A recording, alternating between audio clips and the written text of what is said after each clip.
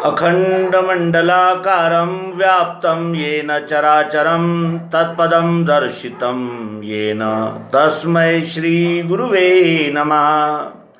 अज्ञानान्धस्य लोकस्य ज्ञानाञ्जनशलाकया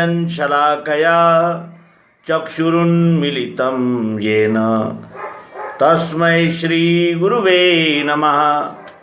अध्यात्म विश्व विज्ञान यूट्यूब चैनल पर आप सभी मित्रों का हार्दिक स्वागत समादर करते हैं। हमारे एक नियमित पाठक मित्र और हमारे युवा नेता श्री संदीप डहारे नागभीड़, इनका प्रश्न है कि गुरुजी, गुरु कौन होते हैं, सद्गुरु कौन होते हैं, गुरु और सद्गुरु में क्या अंतर होता है, गुरु किसे कहते हैं और गुरु और सद्गुरु इन दोनों की तुलना कैसे कर सकते हैं। आइए, प्रश्न अत्यंत मार्मिक और जिसे कहते हैं कि हमें बोध की दिशा में ले जाने वाला है, इसलिए इनका संक्षिप्त समाधान करें।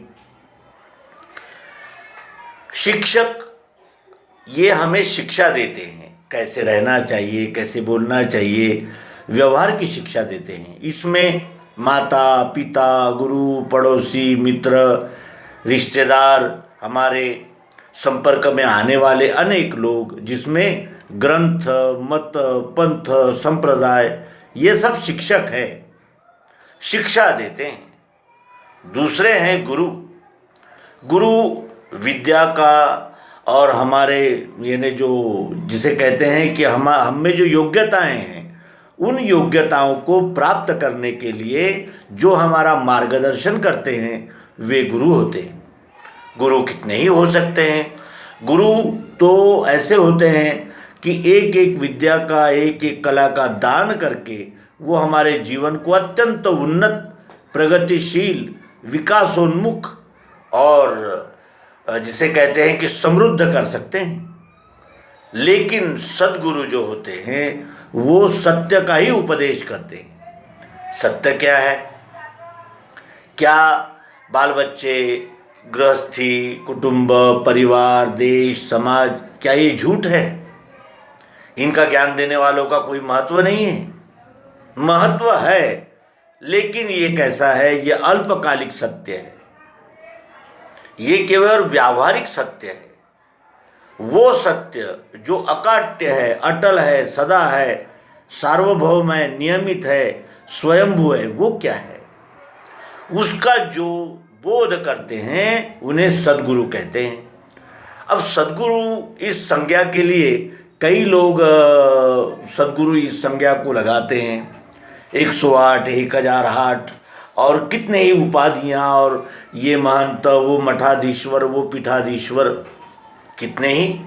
कुछ कान में मंत्र देते हैं, कुछ मालाएं देते हैं, कुछ यज्ञ कराते हैं, कुछ दान कराते हैं, कुछ तीर्थ यात्राएं कराते हैं, तो कुछ अपने धर्म ग्रंथों का अभ्यास कराते हैं, कुछ साधनाएं कराते हैं, विपश्यना आदि अनेक प्रकार की उनकी यानी कार्यकलाप होते हैं। तो क्या वे गुरु, सद्गुरु होते हैं? वो गुरु हो सकते हैं, सद्गुरु नहीं हो सकते। सद्गुरु उसे कहते हैं जो अंतिम सत्य का उपदेश करे। अंतिम सत्य क्या है? नैनं छिन्दन्ति शस्त्राणि नैनं दहति पावकः। ये सत्य है। वो क्या है? और क्या वो निराकार और ये साकार विश्वरूप परमात्मा, क्या ये दोनों अलग अलग हो सकते हैं? सद्गुरु कहते हैं कि मिठास को, अपने आप को देखने की इच्छा होते ही ये विश्व ही दिखेगा। देखने का प्रियत्व इस आकार से अलग है क्या? हो सकता है क्या? नहीं हो सकता। इसीलिए सद्गुरु बार बार कहते हैं कि तुम्हें तत्व दर्शन का जो उपदेश करते हैं वही सच्चे सद्गुरु है, और वो सद्गुरु तत्व बोध कराते हैं। फिर तत्व क्या है? नैनं छिन्दन्ति शस्त्राणि, ये तो कह दिया हमने, लेकिन वो जो शस्त्र से नहीं छेदन किया जा सकता, वो क्या है? वो प्रियत्व आत्मा जो सब में ओतप्रोत व्याप्त है। परमात्मा के साकार 8 अंग होते हैं, पृथ्वी, जल, अग्नि, वायु, आकाश। सतोगुण, रजोगुण, तमोगुण जो आगे चलकर मन, बुद्धि और अहंकार बन जाते हैं। पृथ्वी, क्या इसे हम काट सकते हैं, जला सकते हैं? नैनम दाति पावकाः नैनम छिन्दन्ति शस्त्राणि। जल, अग्नि, वायु, आकाश, क्या कोई इसको काट सकता है? इसका नाश हो सकता है? सत्वगुण, रजोगुण, तमोगुण, क्या इसका नाश हो सकता है?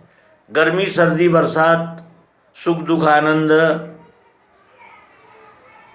ये यानी बचपन, जवानी, बुढ़ापा, क्या इसका नाश हो सकता है?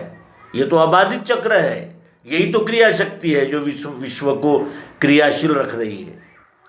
फिर उसके अनंतर इसी अष्टधा यानी प्रकृति में जो ओतप्रोत व्याप्त है, वो चाह, जरूरत, प्रियत्व, मिठास, आत्मा, इसमें देखने की चाह, जरूरत है, तो इसमें वो पहनने की है, इसमें पढ़ने की है, इसमें देखने की है, इसमें बोलने की है। वो प्रियत्व, यही आत्मा है निराकार जानना। ये निराकार और वो अष्टधा साकार, इस प्रकार दोनों अलग अलग भूमिकाएं नाम में लय को प्राप्त करती है। नाम क्या है? जिसमें पृथ्वी, जल, अग्नि, वायु, आकाश, सत्वगुण, रजोगुण, तमोगुण और चाह, जरूरत, प्रियत्व जो कण कण में ओतप्रोत व्याप्त है, इन दोनों भूमिकाओं का लय जिस नाम में होता है, वो नाम क्या है? वो है विश्वरूप। और ये विश्वरूप स्वयंभू, नित्य, स्थायी, अजन्मा, पुराना, सार्वभौम, सर्वदेशिक, अखंड, अनंत, एक ही है, सबका है। और इसका बोध प्रयोग द्वारा जो करा देते हैं वो सद्गुरु होते हैं, जो हमें तत्व दर्शन, तत्व का ज्ञान देते हैं। और वो ज्ञान केवल शाब्दिक नहीं होता, वो प्रायोगिक होता है, प्रत्यक्ष होता है। तो इस तरह हमने श्री संदीप डहारे, नागभीड़, इनके प्रश्न का यथामति विचार किया।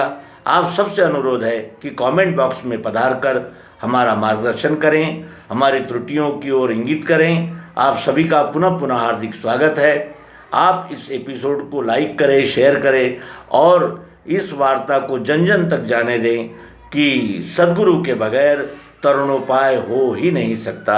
नर्मदे हर, सद्गुरु भगवान की जय, विश्वरूप परमात्मा की जय।